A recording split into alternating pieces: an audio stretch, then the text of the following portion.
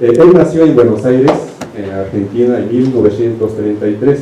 Se naturalizó en México como mexicano en 1993. Se graduó como médico y doctor en fisiología en la Universidad de Buenos Aires, y después hizo un postdoctorado en biofísica en la Universidad de Harvard.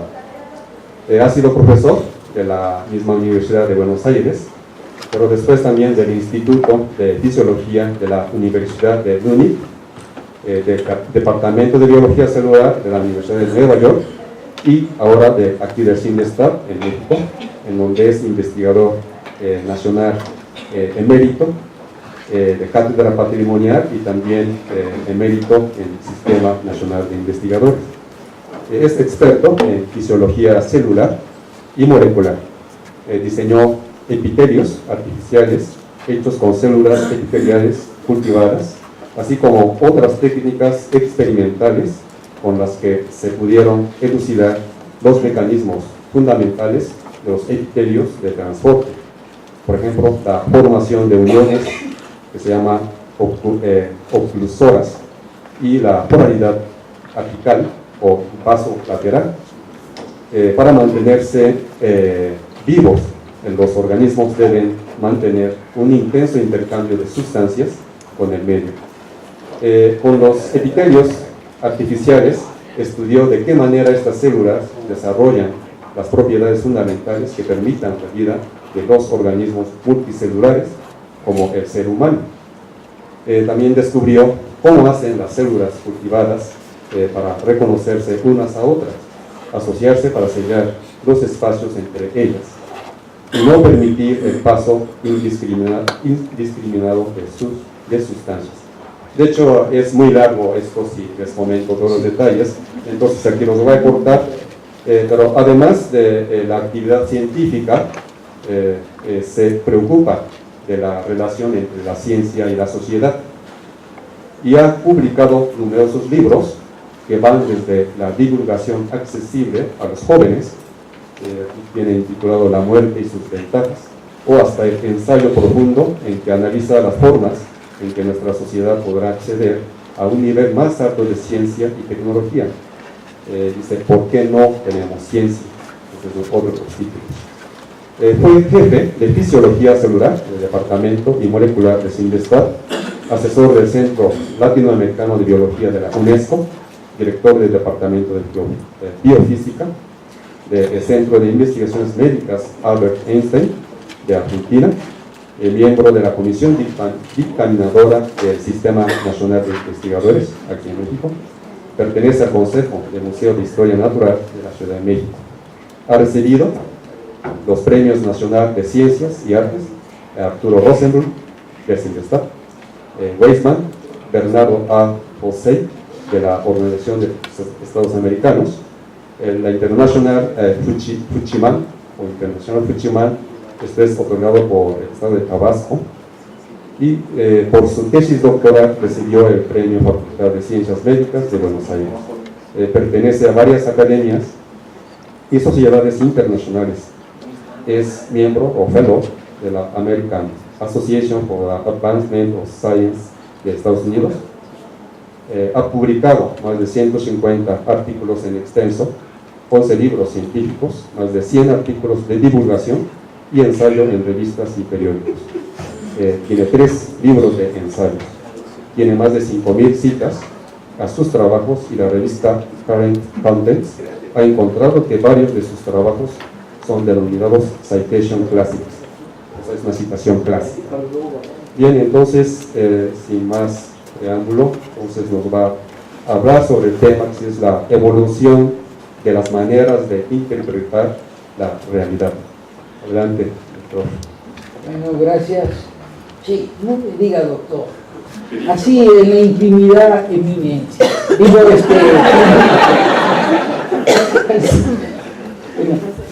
¿qué me voy a sentar? Porque es más cómodo.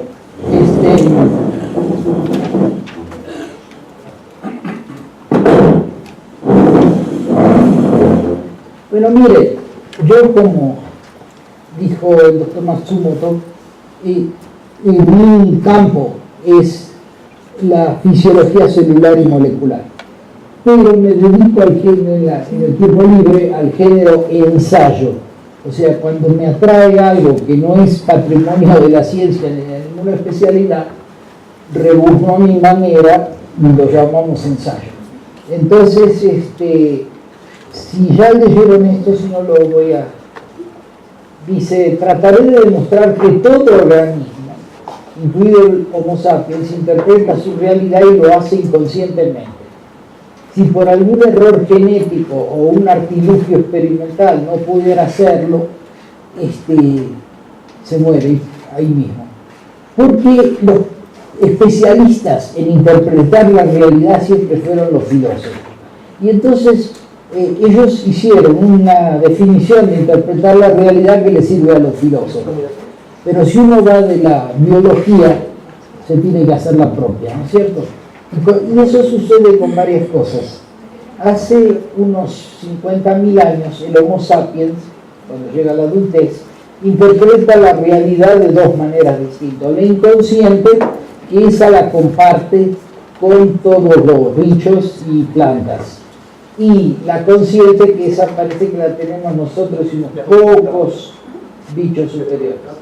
La manera consciente ha pasado por maneras de interpretar religiosas, pero curiosamente nos hemos estado basando en el concepto de religión desarrollado por los propios personajes religiosos. Y eso es una actitud tan absurda como basarse en el concepto de locura que diseñaron los locos pero no los psiquiatras, o el concepto de infancia generado por los niños pero no los pediatras. Entonces los científicos necesitamos desarrollar un concepto científico de qué es la religión. Pues la religión ha sido una etapa evolutiva para llegar a la ciencia, ¿cierto? Si no fuera por la religión no tendríamos ciencia. Entonces, la manera humana consciente de interpretar la realidad a una manera de interpretar la realidad en la que busca una correlación máxima, si es posible, con la realidad. Ahí donde la ciencia dice una cosa y la realidad dice otra, hay que aclararlo, ¿no es cierto? Bueno, y el ser humano, incluidos los investigadores que están inventados, toma como sinónimos exactos ciencia e investigación. Esto es una burrada. No es así. La ciencia moderna es una manera de interpretar la realidad. Esa manera es sin recurrir a milagros, revelaciones, dogmas. En cambio, la investigación es un procedimiento basado en la originalidad que tiene tres propósitos principales. Primero, encontrar nuevos aportes cognitivos para que se crezca el patrimonio de la ciencia. Y después, detectar falsedades. Los científicos se pasan buscando a ver dónde hay algo de discrepancia que no tiene sentido. Parecen cabalistas científicos, ¿no? Y el 5C es encontrar interpretaciones cada vez más adecuadas. Es decir, de acá a 500 años, cuando alguien vea los trabajos de Friccione, acá presente, van a decir, no, lo que dijo es cierto, pero ahora lo vamos a interpretar de otra manera. Va a temblar el árbol científico. ¿Qué va a hacer? El grave error docente es intentar de formar investigadores que no necesariamente son científicos. Y si me alcanza el tiempo, analizaré el papel de la burocracia. ¿Por qué? Porque hace pocos años el personaje del mundo del conocimiento éramos los científicos. Ahora son los burócratas. Entonces, vamos a ver, esto que estoy diciendo es el desarrollo, porque muchas de las cosas que pude haber dicho discrepan con las expectativas de ustedes. Por ejemplo, acá tienen ustedes una Escherichia coli, ¿no es cierto? Como ella no sepa que no tiene que dejar entrar al sodio y el que entró lo tiene que expeler y que este potasio, y aunque el potasio no quiere entrar, ella lo tiene que hacer entrar, y que no sepa que esto es un beta-galactósido y entonces lo tiene que absorber, no serviría. Nosotros podemos hacerle trucos de ponerle esto, hacerle el otro y qué sé yo, y confundirla y se muere. O sea, depende de interpretar la realidad. Si esta babosa tan simple que no tiene cerebro no supiera, y esto se prueba experimentalmente, que hacia acá se acabaron los nutrientes, pero acá queda y se va para este lado, sería demasiado idiota para ser babosa. Si a alguno no le gusta como lo digo y quiere defender las babosas, y un pulpo, él sabe que en el mar lo que va así lo deja pasar porque es basura. En cambio, si va así, el mismo pez está vivo y hace ¡shac! Y lo atrapa y es comida, se lo come y vive, ¿no? Si no interpretara esto sería un pulpo tarado, pero no se ha encontrado nunca un pulpo idiota. Bueno, el pasto no tiene estrategia de escape, o sea, aunque sospeche el pasto que se lo va a comer la vaca, no puede resignar. En cambio, para ser carnívoro se necesita muchísimo más cerebro, porque este nube cambia de color si está en la nieve, se camufla. Una planta carnívora tiene que saber cuándo se cierra, porque si se cierra cuando acá no hay nada, es muy idiota para ser planta carnívora. Y acá, si ustedes van a un campo de girasoles y ven que hay uno que no está mirando donde está el sol ahí, no está interpretando la realidad, ¿no es cierto? Entonces, cuando yo estudié medicina, ¿no es cierto?, se decía algo que a mí me molestaba muchísimo, ¿no?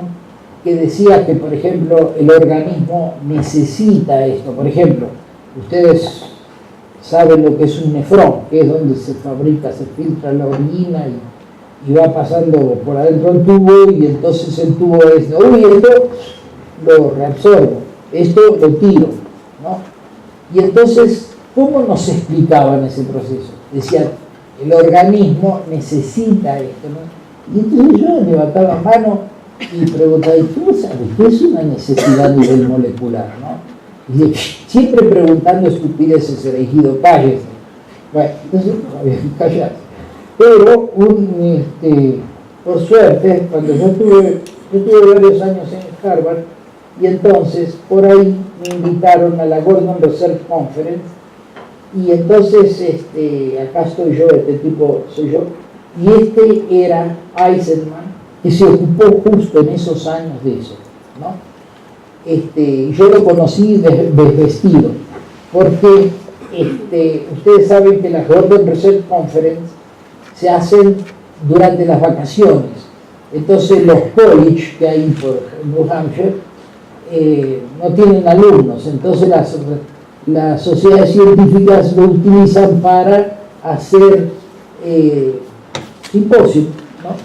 Y entonces uno usa los baños de ellos, los dormitorios de ellos y todas esas cosas. Y me estaba bañando y Eisenman, que no ve una vaca medio metro, se presenta y me dice, Eisenman, y digo, Eisenman, bueno, se elegido.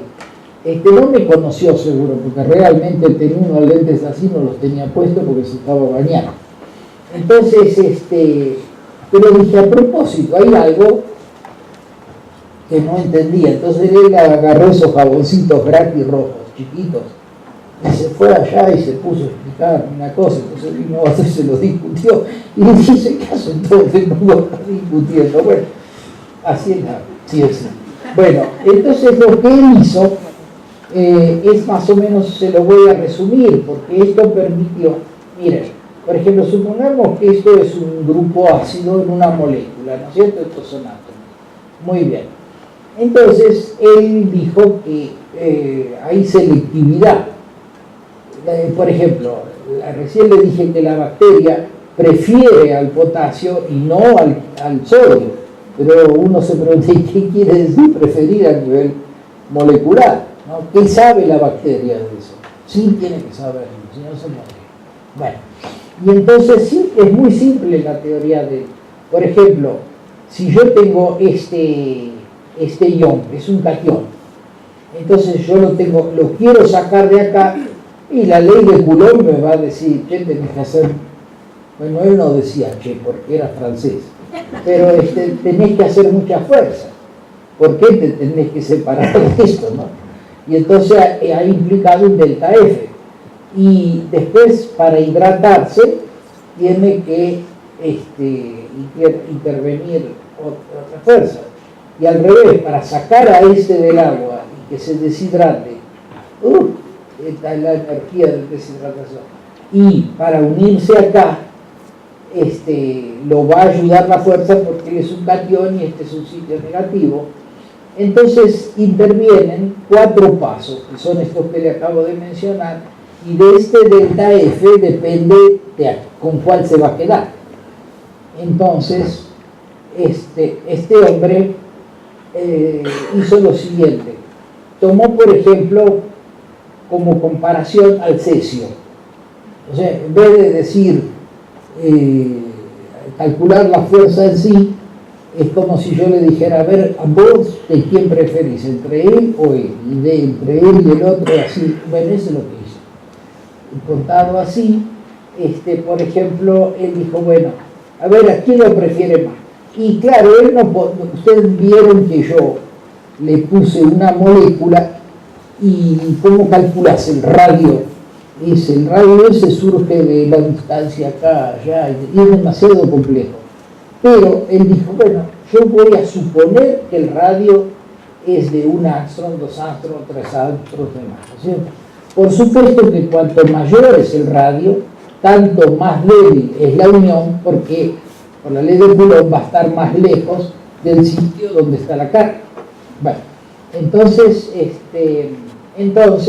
él dijo, bueno, a ver, si yo hago esto con el litio y el sitio tiene 3 angstrom, como acá, ¿no es cierto? Entonces él calculó el delta F y esto es logarítmico. Entonces, una pequeña distancia acá, pero primero que le tengo que decir que cuanto más abajo es más preferido. Entonces, si el litio está acá, frente a un sitio de 3 angstrom, y el cesio está por acá arriba, quiere decir que lo prefiere mucho al litio. Pero como esto es logarítmico, quiere decir que es muchísimo, se da cuenta, bueno. Entonces dice, bueno, y uno de esto, y entonces con todos esos datos hizo la isoterma para el litio. Entonces dijo, bueno, muy bien, ustedes se dan cuenta que hay un momento en que se cruzan. ¿Qué quiere decir que se cruzan? Quiere decir que de preferir litio a sodio o litio a cesio, acá se cruzaron y dice, no, lo prefiere al sodio que al litio. Yo no sé si donde están ustedes sentados se ven, o con lo que yo oírme es suficiente. Y así entonces después hizo la del sodio, la del potasio, la del rubidio. Estos son los cationes monovalentes de la serie 1A en la tabla de Mendeleev, ¿no? ¿Y por qué se los agarró con ellos? Para hacer monovalentes, porque era más fácil, porque le gustó. Bueno. Y entonces, fíjese, en cada lugar donde había un cruce, él ponía una partición, porque quiere decir de acá prefiere al litio que al sodio, que al rubidio, que al potasio, que al cesio. Pero de acá en adelante le gana la preferencia el sodio al litio. Entonces de cada vez que se cruzaban, ¿no es cierto?, puso una partición y así le dieron 11 órdenes de selectividad. Es decir, por ejemplo, si acá hay 3 personas sentadas y yo les digo, bueno, ¿cómo los puedo sentar? Y puede estar primera fricción, o si no se pone en medio, ¿no? Bueno, ¿cuántos sitios son? 3. ¿Y cuántas personas son? Bueno, entonces, así combinatoriamente, uno tiene que decir, es 5 factorial. Bueno, en este caso 3 factorial. Pero en el caso de que son 5 iones, va a haber un 5 factorial. 5 factorial es 5 por 4 por 3, 5 por 4 por 3 por 2 por 1 le da 120. Pero trabajando con resinas, con cualquier cosa que tenga selectividad, enzimas, con pieles de cebolla, digamos, me estoy acordando de en qué cosas se estudió la selectividad para ver qué órdenes de selectividad hay. Y lo que fue una maravilla es estudiar las resinas de intercambio, porque uno puede preparar resinas de intercambio y eso tendrá quién pega primero y después bla, bla, bla. Bueno, entonces, solo hay 11 en la realidad. Las demás son teóricamente posibles, pero no se dan en la realidad. Y miren qué bueno que justamente Eisenman, los órdenes de selectividad que encuentra teóricamente son 11, y faltan los otros 109, digamos así, pero son además esos 11. Entonces, tiene que estar bien, está bien. Bueno, esto que no me metí con ellos, porque si ustedes quisieran decir, y si quiero hacer la isoterma del hidrógeno, bueno, el hidrógeno es tan chiquitito que prácticamente no tiene radio comparado con un sodio, con un litio, ¿no? Y bueno, él, por la ley de Coulomb, se puede quedar muy cerca, entonces le gana todo. Y eso tiene una profundidad biológica que uno conoce, qué sé yo, óperas con la muerte, dramas con la muerte, versos con la muerte, pero que se acidifica el cadáver de la amada nunca se menciona, pero es más interesante. Sobre todo si ven, me parece que yo estoy a demasiado radio de esto y entonces el tipo se me aleja. Ya está. Entonces, pasamos a esto. Eso es lo que le estaba diciendo, ¿no? Recién. Acá es la isoterma de la diferencia entre la preferencia al cesio o al litio. Y este señor, yo le caí en gracia porque él había publicado un libro que es más difícil que barrer una escalera para arriba, pero yo lo estudié, lo hice y le dediqué en mi libro el último capítulo a las teorías de él. Entonces me cobró afecto y entonces les voy a decir en blanco y negro para no explicarlas, para que vean ustedes cómo se aplican este tipo de cosas. Bueno, era Gilbert Link, bueno, tenía 43 años y yo lo conocí, pero el otro día me fui para preparar esta charla para hoy, a ver de cuándo se había muerto, y no, este año cumple 98 años. Me puso muy contento. Y este es el tipo que me quería enseñar a tocar el violín sin el violín. Esos son teóricos, ¿no? No, y estudió en la Academia Juilliard, que es una academia muy prestigiosa de música de Nueva York. Y tenía una teoría de cómo hay que agarrar el arco de violín. Pero yo nunca tuve un arco de violín, ni algo de saxofón, de nada jamás. Pero él me explicaba y me hacía esquema. Bueno, pero se puso tan contento cuando leyó mi capítulo, ¿no? Y yo tuve que ver con esto, y se hizo muy amigo mío, y entonces organizó un homenaje a Gilbert Link en el Barbizon Plaza, que es un hotel que queda frente al Central Park en New York. Me invitó. Y bueno, la audiencia se dividió en los que estaban contra mí y los que estaban contra mi mamá. Pero estaba dividida las opiniones. Bueno, entonces, pero yo tenía razón y después él lo demostró. Entonces, acá les quiero decir qué cosas intervienen en la teoría de Link que no usa Eisenman, ¿no es cierto? Y es así. Uno es la inducción magnética, por ejemplo. Fíjese, estos son alfileres que esto los representé coloreados para que vean qué relación tienen entre ellos. Pero si acá uno le acerca un imán, le induce a que ellos se magneticen y fíjese cómo ellos obedecieron. a esta magnetización. Y esto también hay inducción química, por ejemplo, esta sustancia cuyo nombre no me interesa, se dimeriza en solución, ¿no es cierto? O sea, se ponen de a pares.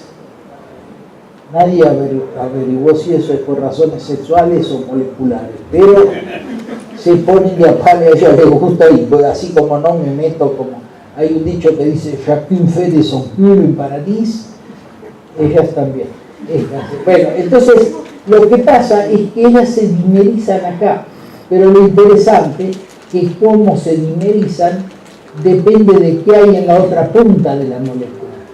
Entonces la inducción es algo que vos le haces sentir a algo a distancia, y es notable la distancia a que se transmite. Por ejemplo, miren la importancia que esto puede tener. Esto es un ácido acético, ¿no es cierto? Entonces, si acá tengo yo un oxígeno, él va a tener que tener un contraión por el principio de electroneutralidad que dice en cualquier espacio, cualquier volumen, la cantidad de cargas negativas y positivas tiene que ser la misma. Bueno, esto se calcula, ¿no es cierto? Esto es el acético, dije, y esto tiene un radio, acá está el protón, ¿no es cierto? Y entonces tiene un pK de 4,76. El pK es el pH a que tenéis que poner la concentración de ion para que la mitad, estadísticamente, de los sitios esté ocupado por protón y la otra mitad no, ¿no es cierto? Pero fíjense esto, si yo tomo estos hidrógenos y los reemplazo por cloro, ¿no es cierto? El cloro anda siempre robando electrones, ¿no es cierto? Entonces, él cuando está en la molécula, que ahora ya no se llama acético, sino tricloroacético, se chupa, mueve esto, y entonces esto, por supuesto, que agranda la distancia que se puede acercar este hidrógeno a este protón. Y esto hace que el pK de esto sea menor de 1, o sea, es repete ácido. ¿Por qué? Porque con la agitación térmica se le va a escapar el protón, a este no se le escapa, ¿entienden? Pero ahora, entonces él toma una proteína y la representa así. Acá la cadena peptídica, ¿no es cierto?, es muy transmisora del efecto inductivo. Y en cambio, cuando hay un carbono saturado, es muy aislante.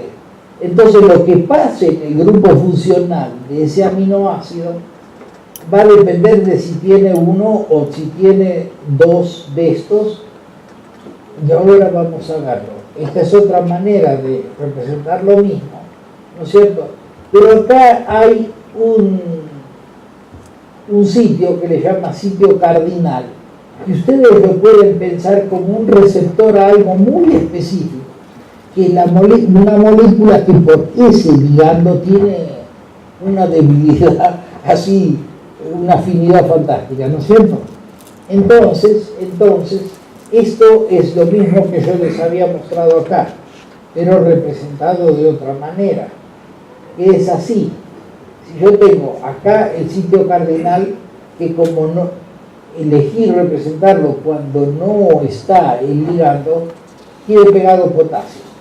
Y este es un aminoácido negativo que tiene sodio, otro que tiene sodio, este que es neutro, este que es positivo, y este no. Entonces, si ustedes, por ejemplo, bueno, estas es como las isotermas de la afinidad que tienen, pero no voy a entrar en detalle porque no queda bien más tiempo. Pero acá vemos el mismo sistema que les mostré recién, nada más que acá llegó al sistema ese ligando. Ustedes lo pueden pensar como cualquier señal, calcio o lo que sea, fosfato, lo que sea.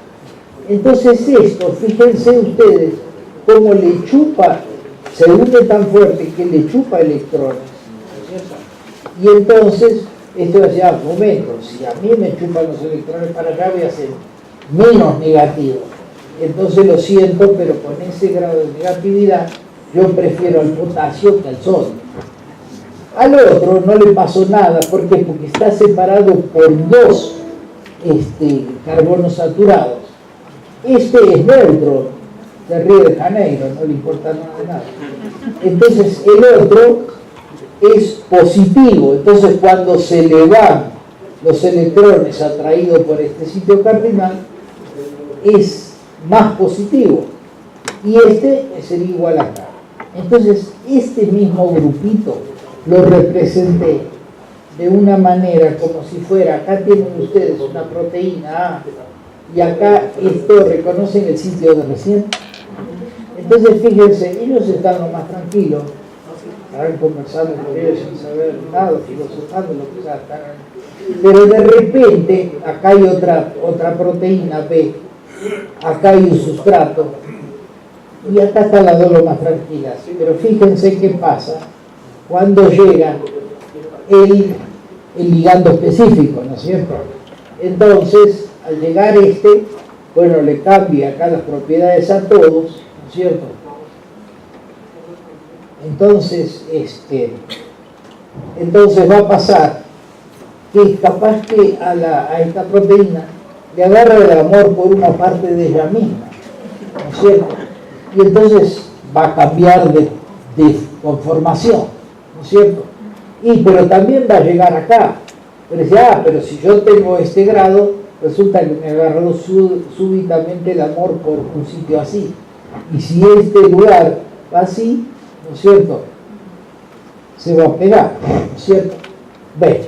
Y si esto se pega así, entonces este de acá abajo, va a decir, no, un momentito, yo estaba lo más tranquilo, yo no me importaba quién es este sustrato. Pero si ahora se pegaron, resulta que me agarró el gran amor, la afinidad por el sustrato, y entonces, si yo lo agarro ese sustrato, lo hidrolizo. Entonces se dan cuenta ustedes que la llegada de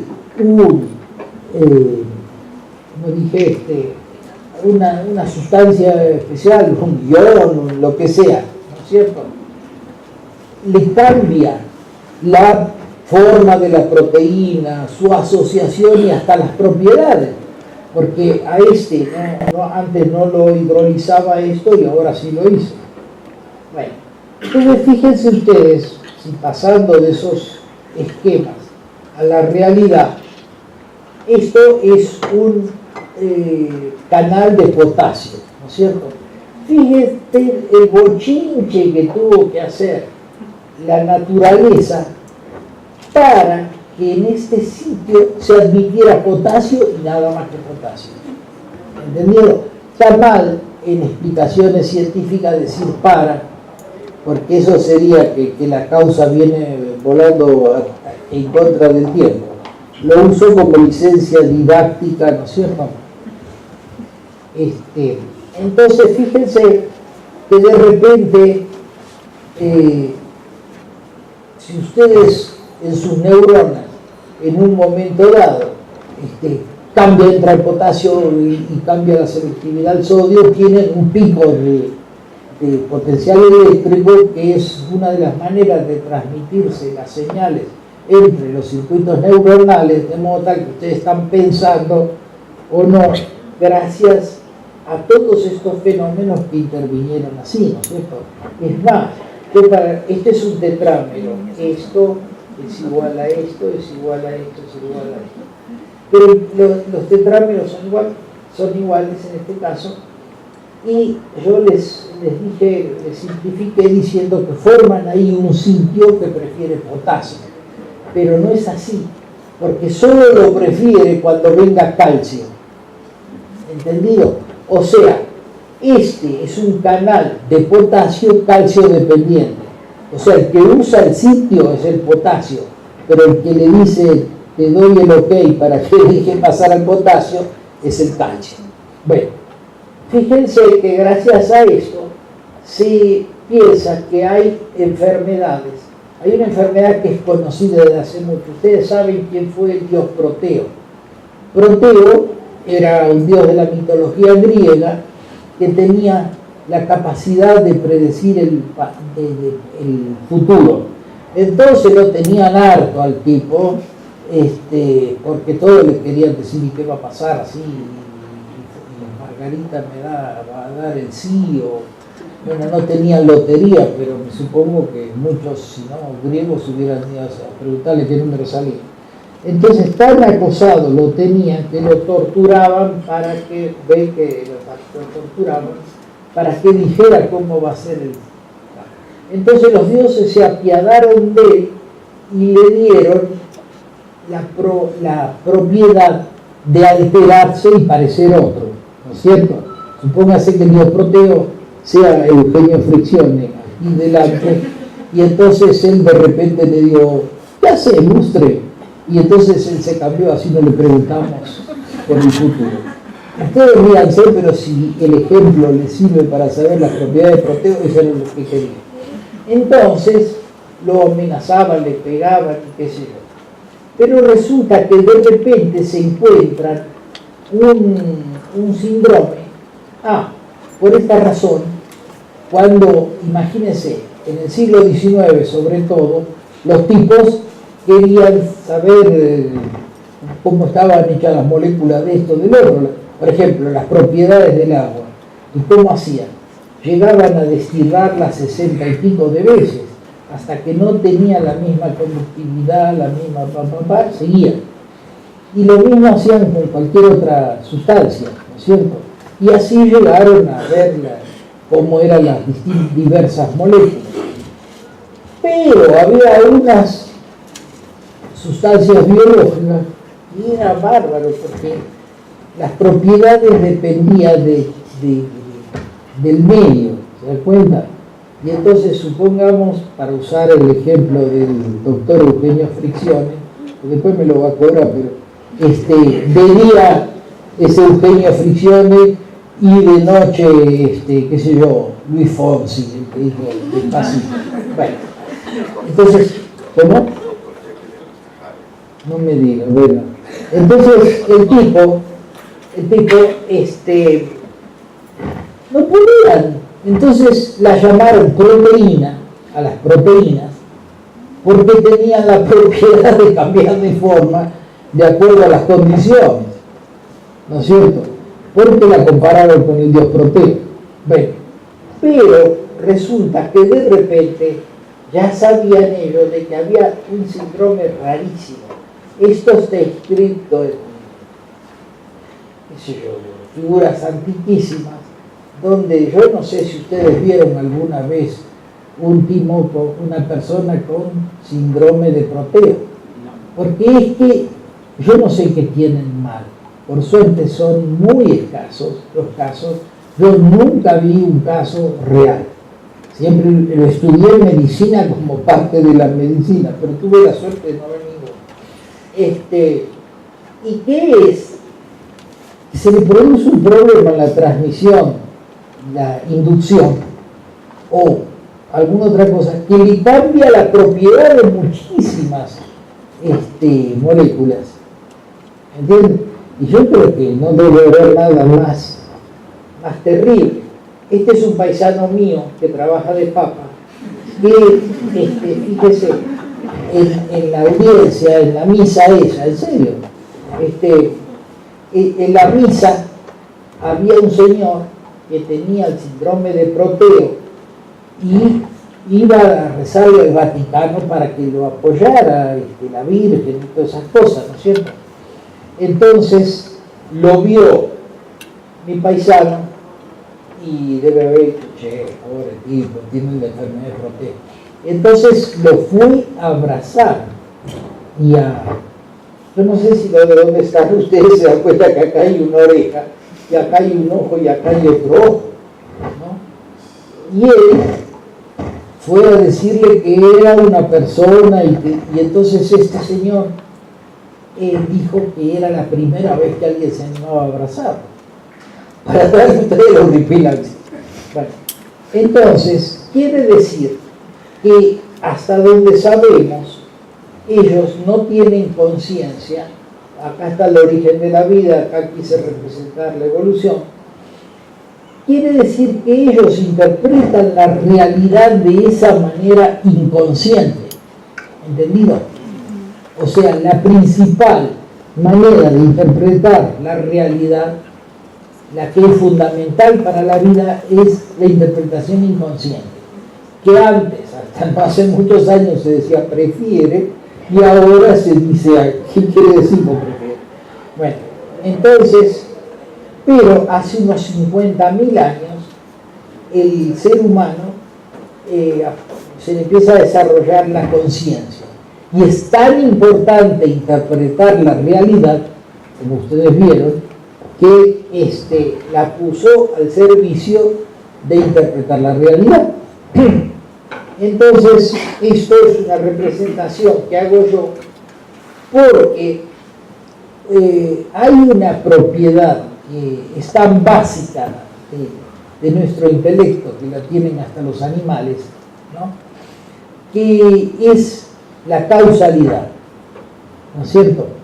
Es decir, apreciar duraciones y entonces en una punta de la duración, si esa provoca tal cosa, se llama causalidad, cadena causal. Ahora van a ver. Entonces, por ejemplo, la causalidad hizo que toda la gente, no hay civilización que no sea creacionista. ¿Qué quiere decir? Que conscientemente la forma más añeja de interpretar la realidad, él dice, bueno, he ahí las estrellas, yo soy capaz de crear una estrella, no. Entonces alguien la tuvo que crear. Bueno, o ahí está el sol, o ahí está la luna, o la vida, ¿no es cierto? Cuando yo estaba en el segundo año del colegio secundario, tenía que tomar clases de religión, ¿no es cierto? Y me acuerdo que el tipo que venía decía, si ustedes van por una playa y encuentran un reloj, nos dijo, alguien tuvo que hacerlo, sí. Y cuando ven el sol, la luna, ¿por qué no se preguntan que alguien tiene que haberlo creado? Y esa era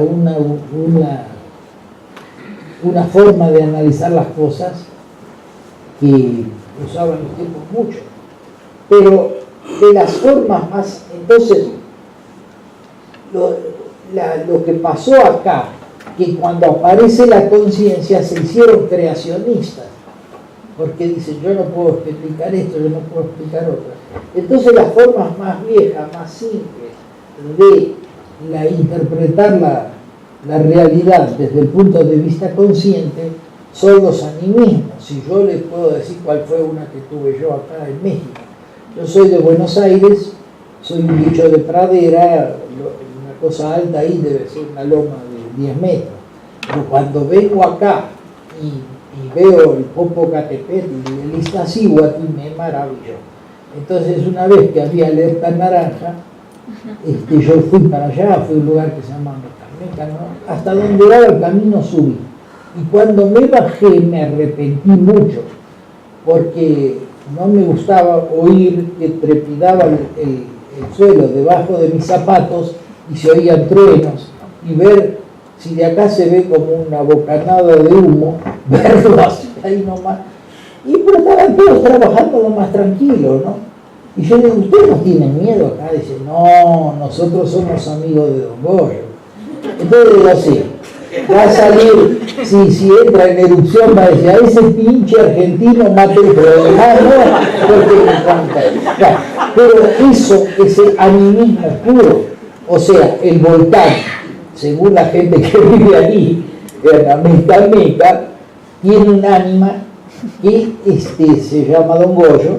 Bueno, entonces, la forma más primitiva de decir, al árbol le gusta tal cosa, a la montaña le gusta tal otra, y bueno, los animismos. Pero lo que nunca se fijan es que esto tiene una verdadera hazaña intelectual, porque imagínense que el paso a los politeísmos, es una manera de interpretar la realidad muy avanzada intelectualmente, porque es como decirlo, bueno, todo lo que tenga que ver con el mar se lo vamos a adjudicar a Neptuno, a Poseidón, y todo lo que sea, qué sé yo, de las estrellas, bueno, y entonces le dan un dios para cada cosa, ¿no es cierto? Bueno, pero después, la gran hazaña es el paso a los monoteísmos, porque si acá está el doctor Friccione y dice que le encanta el chocolate, y ella dice, yo lo aborrezco, yo le voy a decir, ¿por qué no se ponen de acuerdo? Si, ¿por qué no vamos a poner de acuerdo? Si esto es un politeísmo, ella es una diosa y él es un dios, ¿por qué se van a tener? Pero el paso a los monoteísmos implicó ni más ni menos que inventar la coherencia de Dios. ¿Te das cuenta? Porque un mismo Dios no puede decir, me encantan los pájaros, los odio, ¿no es cierto? Pero esto que le parece tan tontito es que tuvieron que crear los dioses monoteístas, por eso que muy pocas religiones llegaron a un monoteísmo, ¿no es cierto? Está la judeo-cristiana, bueno, y entonces esto resultó un paso importantísimo. Acá representé al monoteísmo. Bueno, los egipcios tenían un politeísmo, ¿no?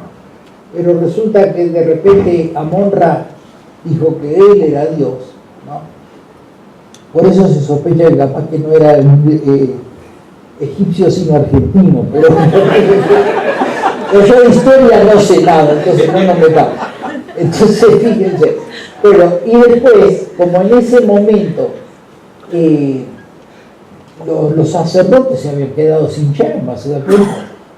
El sacerdote de cada ramo, entonces ¿qué hicieron? Lo voltearon y lo nombraron a Tutankamón. Fue la revolución de Tutankamón, fue un paso atrás muy importante, y pusieron un muchacho de 17 años, hoy se sabe que era tuberculoso por el análisis, y se murió pronto, pero restableció el politeísmo, ¿no es cierto? Pero se piensa que justamente en ese momento, según la tradición, de ahí se fue Moisés, en ese momento, por lo cual se piensa que Moisés era un sacerdote monoteísta, que reprodujo el monoteísmo, pero en Israel. ¿Ustedes saben por qué las tablas de la ley son dos? Bueno, en Argentina se dice así, que dice que el tipo que vendía dice, salió la nueva ley, y le dice, che, Moisés, ¿no querés comprar? Dice, no tengo plata. No, es gratis. Es gratis, dame dos. No, para que ustedes vean que la cultura te ayuda a encontrar relaciones para comprender el conocimiento. Bueno, entonces, ¿qué pasa?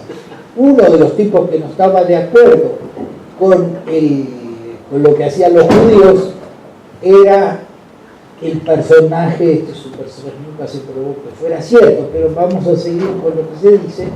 Él se sentía judío, e incluso fue a la sinagoga a correr a los que iban comerciantes y qué sé yo. Bueno, entonces en ese momento, en un momento posterior, este es Ponte Milviano y este es Constantino. Como ustedes saben que casi el 70% de los ciudadanos, de las personas en el Imperio Romano eran esclavos. O sea, porque conquistaban, y todo el mundo era esclavo, salvo los patricios, ¿no es cierto? Bueno, y entonces, en un momento dado, había tantos esclavos que le encantaban este tipo, y sobre todo que decía que Dios, el Dios de ellos, no iba a tener en cuenta si vos eras el duque o el conde o si tenías sangre azul o no, sino que quién era el que... Entonces muchos esclavos dijeron, esta es una religión, ¿no es cierto? Bueno, tal lío se armó que entonces Constantino adoptó el cristianismo, pero tuvo un bochinche. Esto de Ponte Emiliano, las anécdotas son lindas, me encantaría contar, pero se va a estirar mucho más todavía. Entonces, pero el pueblo tenía religiones el paganismo, que era por supuesto un politeísmo, adoraban al dios del agua, porque ellos le daban miedo de que si no lo adoramos, si no le hacemos ofrenda, y después tenemos unos sequías, nos morimos. Y tenían entonces dioses para que no le mandaran terremotos, sequías, todo, langostas, todas esas cosas. Bueno, entonces se le armó un bochinche a Constantino. Entonces ahí se inventó el catolicismo apostólico romano, ¿no es cierto? Que es un politeísmo que fue modernizado después, pero que esto les quede, pasamos a la vez. Antes que nada. Entonces se dan cuenta que nosotros tenemos dos maneras de interpretar la realidad. Una, inconsciente, ¿no es cierto?, que sabe por qué tal enzima va a recibir una glucosa y le va a poner un fosfato en 6 y va a ser la exoquinasa y demás. Y otro que es el consciente, que tuvo que haber evolucionado a través de etapas religiosas. Pero así purificado. Dijiste en lo anterior que el catolicismo fue un politeísmo. El catolicismo no Es un politeísmo. Claro, porque fue inventado. No, mira. Si ya que querés esto, es así. Tenía, o se ponía bien con el paganismo, o lo volteaba. Y sí, porque ¿quién convencía a los tipos que eran viñateros que no le hicieran ofrendas al dios Baco? ¿Se dan cuenta? No. Oiga, yo no me estoy guiando por el tiempo, sino por el interés de ustedes. Cuando quede medio, quiere decir que ya se fue todo. No, le digo porque me encanta irme por las cosas que tengan discusión. Pero, por ejemplo, para que ustedes se den cuenta de hasta qué punto la religión católica apostólica romana depende del paganismo, ellos, por ejemplo, como toda civilización agraria, dependían del dios del agua, ¿no es cierto? Entonces, en esos puentes primitivos que tenían, que ni siquiera eran de arco todavía, sino que eran de apoyarse en los milagros, entonces tenían que recibir en el momento de cuando se eran después de los deshielos y qué sé yo, y los tipos que se paraban ahí arriba le llamaban como pontífices. Al día de hoy todavía el Papa es el sumo pontífice, bueno, y se paraban el sumo pontífice arriba de todo. Y llegaba el Dios en un carrus navalis, ¿no es cierto? Y se tiraban agua porque era la manera de festejar al Dios del agua, ¿no es cierto? Bueno, y tenía un pez como emblema, que tiene el Papa, todavía lo tiene, ¿no es cierto? Entonces, mira, me gusta que se fijen en las cosas históricas porque entienden mejor. Entonces, pero resulta que a los católicos apostólicos romanos no les gustaba nada que los tipos les siguieran rindiendo homenaje a los dioses del politeísmo, ¿no es cierto? Entonces, por ejemplo, a Juno, que lo celebraban haciendo unas piras fogatas, lo cambiaron por San Juan, ¿no es cierto? Y entonces, si ustedes agarran, claro, porque entonces en vez de rezarle a los dioses paganos, le rezaban a otros, pero nadie los conocía. Entonces inventaron las hagiografías. Si no se conoce la palabra, ¿qué es una hagiografía? Es una historia que haga juego con esto inventando. Porque ¿quién iba a saber que hace 5 siglos había una chica que, como los romanos le querían, ¿no? Porque le gustaban los ojos, ella se arrancó los ojos y lo puso en una bandejita, en una charolita y qué sé yo. ¿Cómo se llama? Santa Cecilia, no, esa es de la música. Santa, bueno, es una diosa. Entonces sacaron a los dioses paganos, y pusieron a toda velocidad un santo cristiano. Y le tuvieron que escribir la historia para ver, nació en tal lado. Y era tan bueno.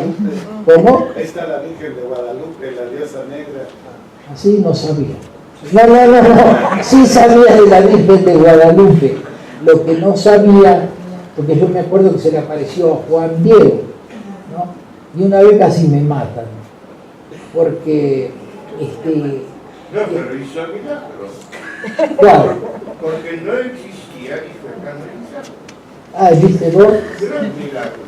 Claro, pero ¿por qué casi me matan a mí? Porque un tipo dio una charla sobre las pruebas científicas de la existencia de la cuestión de la Virgen de Guadalupe. Entonces yo fui, ¿no es cierto?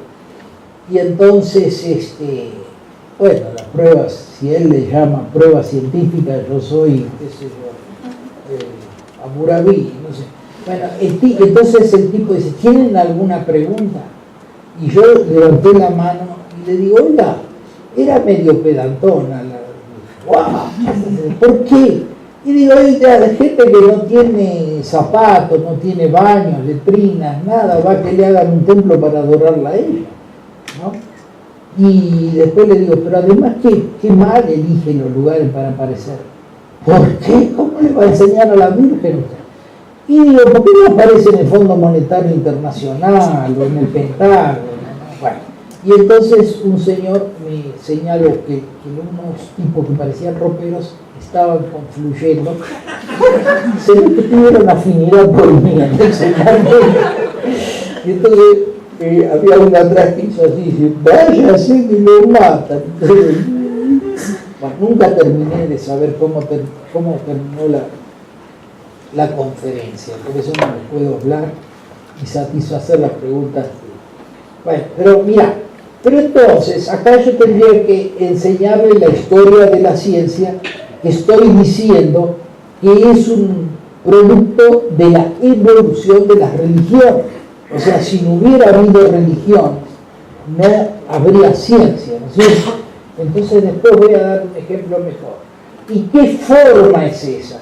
Sin recurrir a milagros, revelaciones, dogmas ni al principio de autoridad. Por ejemplo, si este es Hans Krebs y hubiera dicho, mire, ya sé cómo se hace la ATP, y el ciclo tiene 6 pasos, 4 enzimáticos y 2 milagros. Y hubiera dicho, mire, no, Sir Hans, no le podemos aceptar milagros, es que no sé esos 2 pasos, búsquelo, aceptamos la ignorancia, no es milagro. Este es, si, bueno, el Darwin, que iba en el Beagle, se le hubiera dicho que tuvo una revelación, que se apareció Dios y me dijo, mira, la evolución es operada por la selección natural. Bueno, y así a llegar hasta el principio de autoridad, en el cual si Einstein en su vejez se hubiera agarrado un Alzheimer y hubiera dicho, mire, me arrepiento de todas las estupideces que dije sobre que la materia se puede transformar en energía, o la relatividad, o la cosa, entonces le entrega, me disculpo, nos hubiera dado una gran congoja. ¿Por qué? Porque nosotros admiramos a Einstein, era hasta una figura simpática, ¿no es cierto? Pero para el punto de vista científico no tendría ninguna importancia, porque no se mantiene o se derrumba en virtud de la autoridad de Einstein, sino porque el estudio de la realidad, ahora él tuvo el mérito de describir la cosa esta por primera vez, pero no se basa la ciencia. Bueno, entonces fíjense que esto les demuestra que nosotros seguimos teniendo las 2 maneras de interpretar la realidad. Por ejemplo, este señor es Humphrey Davy, que pasó a la historia porque en 1808 demostró que el calcio es un elemento, dicho de paso el potasio también, ¿no es cierto? Pero déjenme quedarme nada más que en el calcio ahora. Bueno, chocolate por la noticia, porque este chico que todavía no camina, si le empieza a faltar calcio, va y come reboque y evita enfermarse. Bueno, sabemos muy bien por qué lo dejó escrito Humphrey Davy, cómo demostró que el calcio es un elemento. Lo que no tenemos mucha idea es de cómo hace Mignito, ¿no es cierto? Y para que ustedes no crean que es una propiedad humana solamente, acá está taurina, es un aminoácido, ¿no es cierto? Bueno, este aminoácido, si usted, cuando una gata está preñada, le dan comida sin taurina, o sea, le hacen, bueno, los gatitos van a ser ciegos y tienen que salir a mendigar ratón. Por eso ustedes cuando vean un gato con anteojo negro mendigando así, denle un ratón, pobre.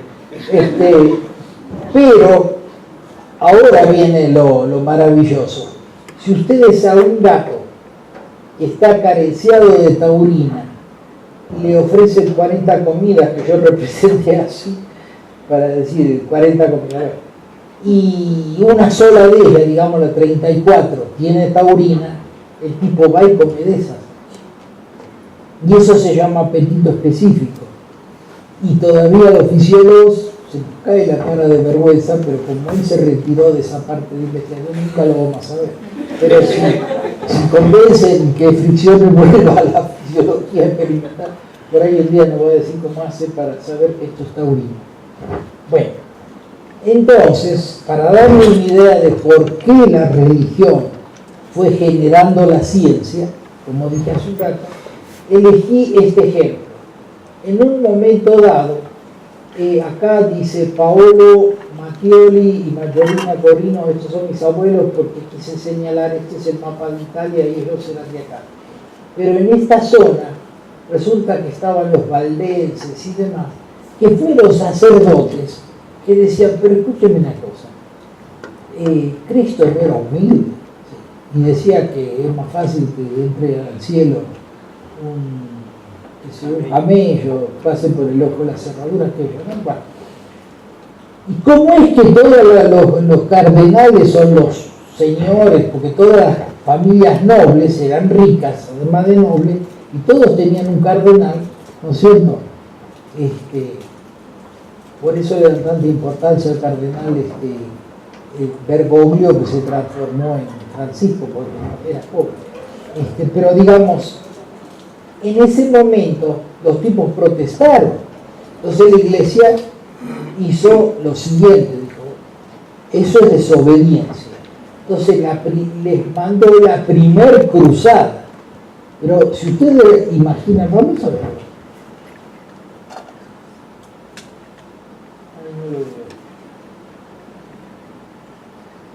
Así estaba acá, pero ¿por qué se lo hace? Miren, este es Italia, por acá quedaba el Vaticano. Y él quería hacer una cruzada con el propósito de ir hasta algo que quedaría por acá, que es donde quedaban los santos lugares. Pero parece que o no tenían brújula, o en vez de ser para acá, se fueron para allá y aplastaron, hicieron a todos los tipos, lo pasaron por los mataron, ¿no? Pero ahora que ya no había más de eso, pusieron dos órdenes que le llaman dos órdenes mendicantes. Uno la hizo Domingo de Guipúzcoa, que son los dominicos, que inventaron la Inquisición, ¿no es cierto? Dice, bueno, vamos a ver por qué. Pero los otros dijeron, pero tienen razón.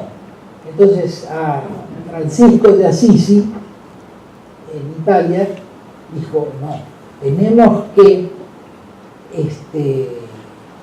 dejar todo lo que no sea prescindible, ¿no es cierto?, de riquezas y pertenencias y demás. Entonces hizo una norma que es entia non sum multiplicanda praeter necessitatem, que quiere decir los entes no deben ser multiplicados más allá de la necesidad. Por ejemplo, decir, bueno, necesitas ropa si no te morís de frío, pero con un ropón basta. Necesitas algún calzado, pero con una sandalia basta. Una cama, sí. Entonces eso se llama frugalidad, ¿no es cierto?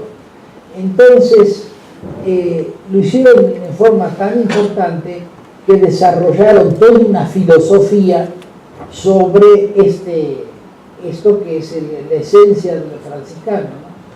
O sea, no hay que multiplicar los entes más allá de las necesidades. Y dice, pero ¿eso tuvo importancia para la creación, para el desarrollo de la ciencia? Claro que sí, porque ¿qué pasó? Bueno, habían, ¿cómo le llaman? Conventos por toda Europa, franciscanos, y uno de ellos estaban en Inglaterra, en un lugar que se llamaba Ockham, ¿no es cierto? Y entonces William de Ockham empezó a hacer lo siguiente, a aplicar esta ley. Entonces, por ejemplo, ya había progresado la astronomía, ¿no es cierto? Y entonces ahora ya no lo necesitaban al Dios del cielo. Entonces la navaja de Ockham, como se dio en llamar, dijo, ya no necesitamos a ningún Dios del cielo. Decían, los vientos soplan de acá para allá porque allá hay un centro ciclónico y acá un anticiclónico, bla, bla, bla, y ya no nos necesitaron a Eolo, y hacían a todos los dioses. Esa es la buena noticia. La mala es que limpió todos los santos que habían creado antes, porque no los necesitaban más. Bueno, entonces, la buena noticia es que la iglesia lo condenó a una pira, a morir incinerado. Pero la mala es que pudo huir y se fue a la zona que hoy es Baviera, que estaban tan alejados del papado que le dieron albergue. Pero ¿por qué digo que es una mala noticia? Porque había peste, entonces William de Ockham se murió de peste negra. Bueno, ¿qué dijiste? Entonces, vamos así. Entonces, fíjense, nosotros sabemos que esta tipa está interpretando la realidad perfectamente, es una lagartija. ¿Por qué? Porque si en las tripitas no hubiera algo que dice eso que va ahí es hierro, y lo tengo que agarrar y se lo mando a la médula ósea, la médula ósea no tendría cómo sintetizar hemoglobina. O sea, ustedes pueden agarrarla si le dan, qué sé yo, cosas muy parecidas. No, tiene que ser hierro, si no, no. Entonces, esta se mantiene viva mientras sus tripas puedan decir esto es hierro. Pero lo mismo puedo decir de todos ustedes, porque si no, si los tocara con una varita mágica y dejan de reconocer al hierro, se mueren en minutos sofocados. ¿Entienden? Porque no pueden respirar. Y así con el calcio, que lo tiene que reconocer y mandar a los huesos, y bueno, y esto entonces rige para las plantas, que le tiene que poner fosfato, o qué sé yo, no sé cuánto, las bacterias, ya lo dije. Entonces uno se puede ir a dormir, y no pasa nada, porque el inconsciente es el que se encarga de esto, del otro, de decir esto es hidrógeno, vamos a regular el pH. Pero si por alguna razón perdieran alguna de estas propiedades, entonces la medicina se vería en un bochinche terrible para mantenerle a el pH si no lo mantiene inconscientemente, ¿no es cierto? Entonces, ustedes saben que yo doy dos materias, evolución y selectividad, que es lo que ahí se convierte.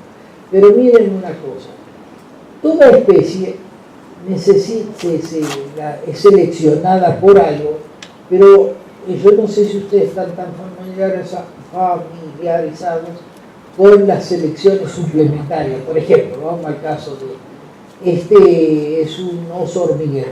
Si hay lugares donde abundan las hormigas, la evolución va a generar un organismo que se nutra de esto. Bueno, está bien, pero fíjense lo que son las selecciones suplementarias. Le hizo unas garras muy desproporcionadas al pobre bicho, qué cara de idiota que desbarata un hormiguero así de 2 manotazos. Y entonces tiene una lengua de unos 60 centímetros sumamente pegajosa que hace así y cada vez se traga como un 1/4 kilo de hormigas con cutícula y todo. Pero además se tuvo que seleccionar un bicho capaz de digerir eso. Yo, por ejemplo, no lo haría como... En serio, yo traté, pero no. No, en serio, fuera de broma. Si yo me como un cuarto kilo de hormiga con cutícula y ácido fórmico, como que la voy a pasar mal. Bueno,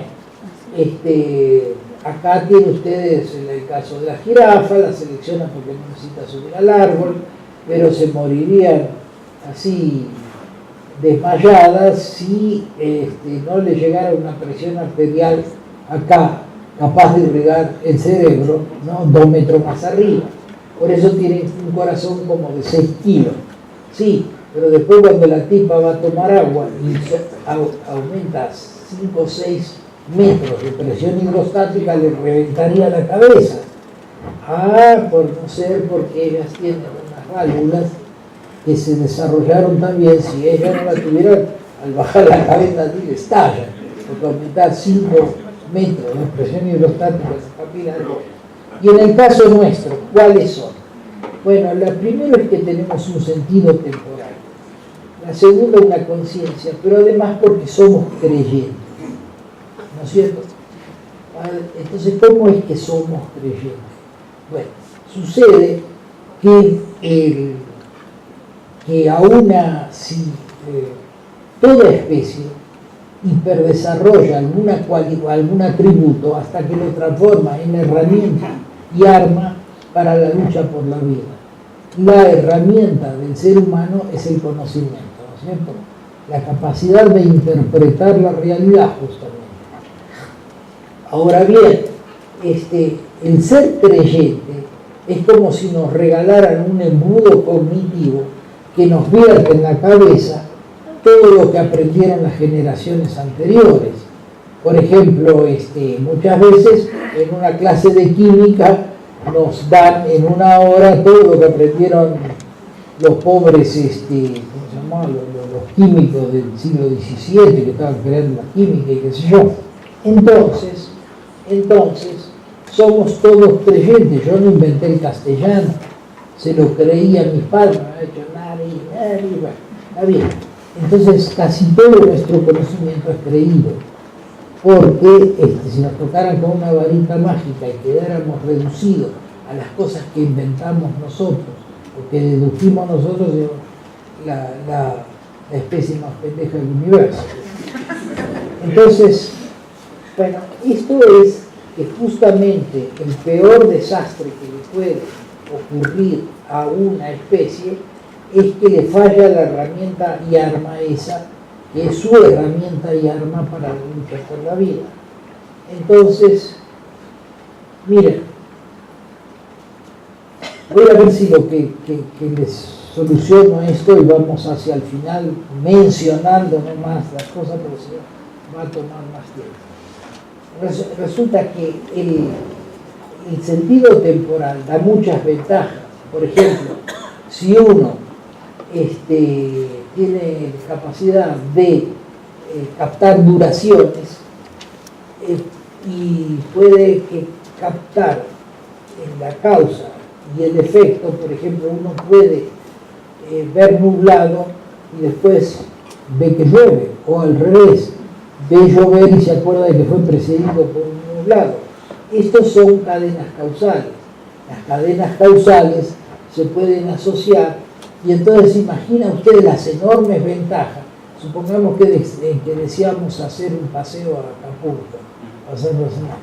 Bueno, uno va a decir, ¿pero en qué vamos? ¿Pero en qué cuesta? ¿Por qué no vamos en esto? ¿Y qué vamos a comer en el camino? No sé. Bueno, todavía no nos movimos de acá, pero ya tenemos un plan de todo lo que va a hacer. Entonces el pensamiento dinámico le da una capacidad mental fabulosa al ser humano, ¿no? Bueno, y tan fabulosa que, por ejemplo, acá tienen ustedes la Cassini Probe, que fue disparada hacia Saturno y llegó allí en el segundo justo para tomar fotos y mandarla de vuelta a la Tierra, procesar la imagen y qué sé yo.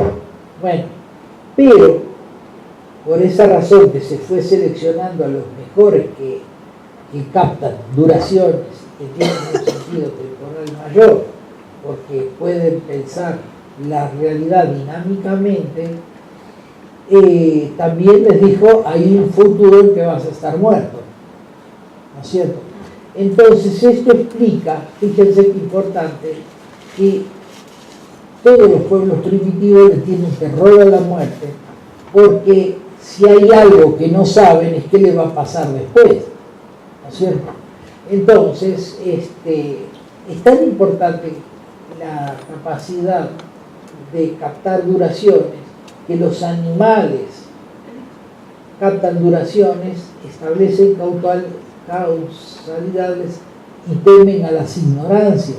Por ejemplo, si ustedes se acuerdan esto de los reflejos de, ¿cómo se llama el ruso de Pavlov?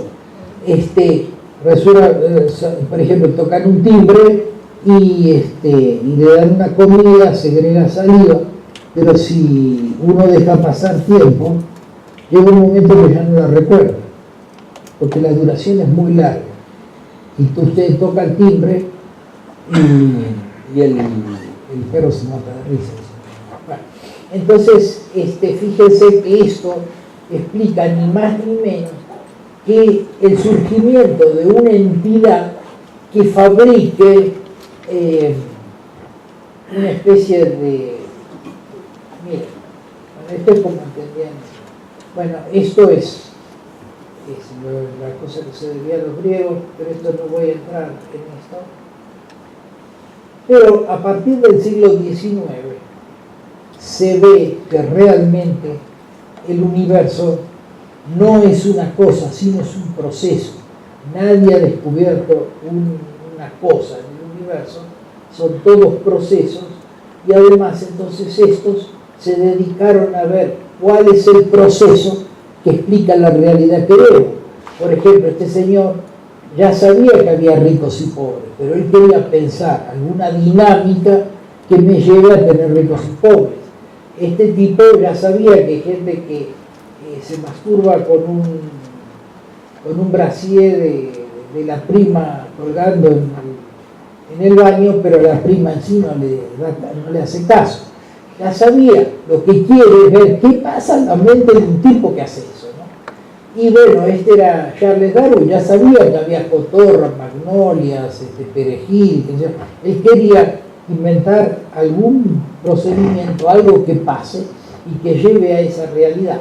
Bueno, y así los distintos tipos. Este es uno de los padres, Rudolf Clausius, es ni más ni menos que el creador del principio de entropía, ¿no es cierto? Bueno, pero entonces, fíjense lo que estamos haciendo.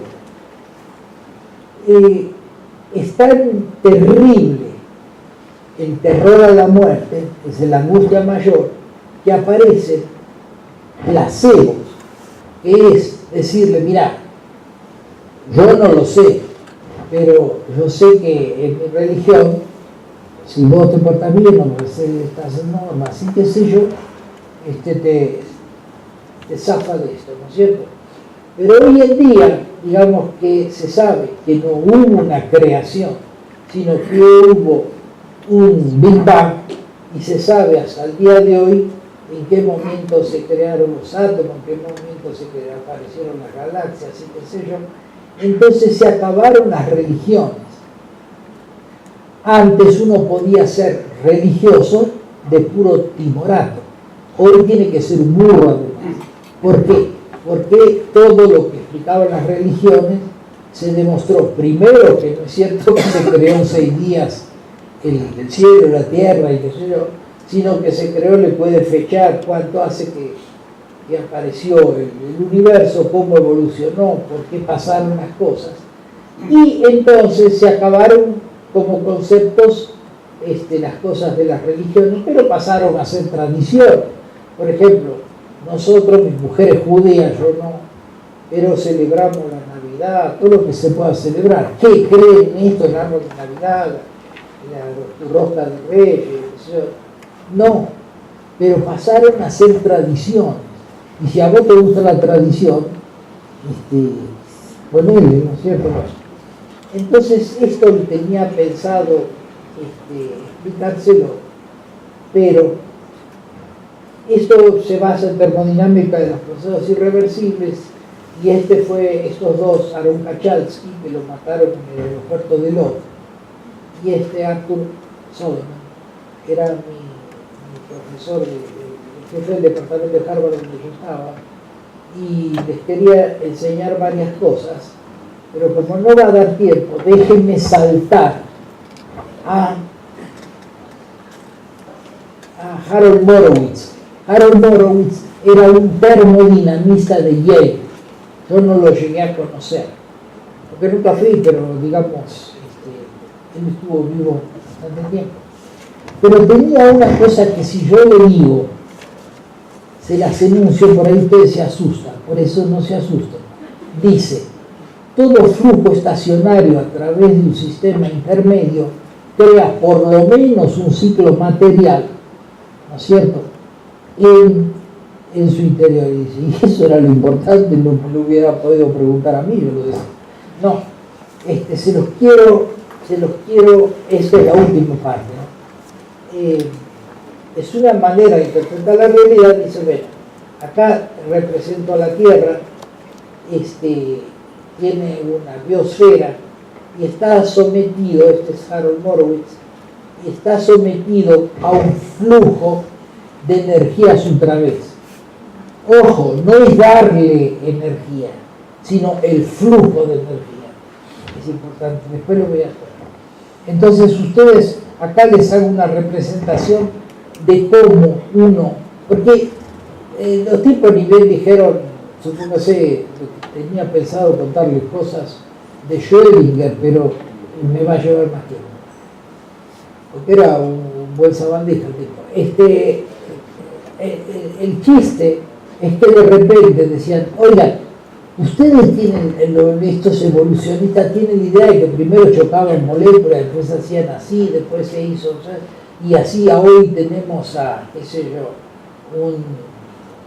no sé, Richard Strauss, o no sé, ustedes están locos, porque les mostró que la probabilidad de que eso se hiciera es ultra nula. Dicen, ustedes sacaron al Dios de la jugada, por esto vayan a buscarlo rápido, que como no traigan de vuelta a Dios, ustedes no van a explicar por qué existe un Homo sapiens, ¿no es cierto? Entonces, lo que dice él resuelve esto, y ahora mi seminario va a terminar con qué dijo. Entonces, fíjense, esto se lo pongo a usted, como ustedes, fíjense, gracias a que tenemos un flujo de energía a través de nuestro sistema, fíjense lo que pasa. De día el calor hace evaporar el agua, después de noche se va a refrescar, va a nevar y llover, se va a formar ríos, y la gente puede aprovechar el pasaje de estos ríos para hacer plantas de energía eléctrica, ¿no es cierto? Bueno, acá tienen ustedes, esto es un dibujo mío, fíjese cómo causó una organización muy compleja del agua que no la tendría si fuera provisión de energía, haría que todo se evapore, o si fuera disipación hacia el espacio de la energía, se congelaría todo. Pero fíjense, acá tienen ustedes un pasaje de un río desde un embalse, y entonces los seres humanos han inventado plantas hidroeléctricas que, fíjense, acá la tienen de vuelta, ¿no es cierto? Entonces, estos lo que hacen es fabricar un desequilibrio. Por eso uno de mis libros de divulgación se llama Elogio del desequilibrio, ¿no? Bueno, entonces, hasta te venden el desequilibrio, te lo mandan a domicilio si pagás, ¿no es cierto? Por ejemplo, ustedes te lo mandan y dicen, mira, entre este borne y este otro hay 110 volts. Entonces vos acá quiere decir que hay más electrones que quieren irse al otro lado, pero no lo dejes. Tenés que hacer un trato con ellos. Por ejemplo, le decís, bueno, yo le dejo que pasen al otro, pero si ustedes pasan primero por adentro de este foquito y me iluminan, o me refrigeran, o me pescan este pedazo de pan, o me secan el pelo, o me secan el pelo, o me afeitan, o qué sé yo, y así podés iluminar todo esto. Entonces, si vos no te parece mérito suficiente, te sigue gustando el equilibrio sobre el desequilibrio, esperá que haya un corte de luz y todo esto se va al demonio y ahora vas a gozar de la bendición del equilibrio.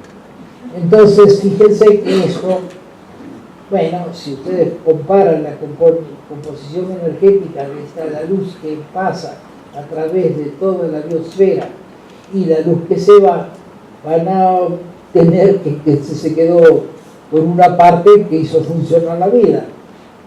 Y entonces, fíjense lo que es un animal. Ellos no dependen del aporte de energía, sino del pasaje de energía. Entonces, acá tienen ustedes que donde hay un salto de potencial, esto podría convertirse en algo vivo. Si es un animal, él va y se mete esto, pero tiene que tener una boca y un ano. Y dice, pero espérate, pero las plantas no tienen boca y no tienen ano. Y entonces no puede ser el pasaje. Entonces dice, sí señor, porque fíjate, esta planta está siempre sometida a la luz solar, de modo tal que no le hace falta tener patas para decir, ahí viene un rayo solar. No, quédate donde está, y tampoco necesitan ano. Pero una víbora sí que necesita ponerse comida acá y tener ano, ¿se da cuenta? Entonces, en resumidas cuentas y saltando de muchos temas, yo le digo que la manera de interpretar la realidad no es, como dicen los filósofos, una propiedad consciente del ser humano, sino que no existe la vida como haya algún organismo incapaz de interpretar la realidad. Claro, no quiere decir que la interpreta como la interpretamos nosotros. Entonces, por millones de años hubo interpretación puramente inconsciente y todavía sigue. Lo que pasa es que hace 50.000 años se agregó una manera consciente. Esas maneras iniciales tuvieron que tener la forma de religiones, pero la evolución de esas religiones llevó a una manera que no depende de milagros, revelaciones, dogmas ni el principio de autoridad, que llamamos ciencia, ¿no es cierto? Que la gente la confunde con la investigación. No, la investigación es encontrar maneras de extraer más conocimiento y inyectarlo en el cuerpo cognitivo humano, ¿no es cierto? Y en cambio la otra es una manera. Por ejemplo, yo tuve uno de mis maestros en Buenos Aires, el doctor Luis Federico Leroy, que le dieron el premio Nobel de Química. Caray, si era un buen investigador. Pero no te pongas a hablar de otra cosa que no fuera química, porque el siguiente, ¿de qué árbol se bajó? ¿No? Bueno, o sea, vos podés ser un gran investigador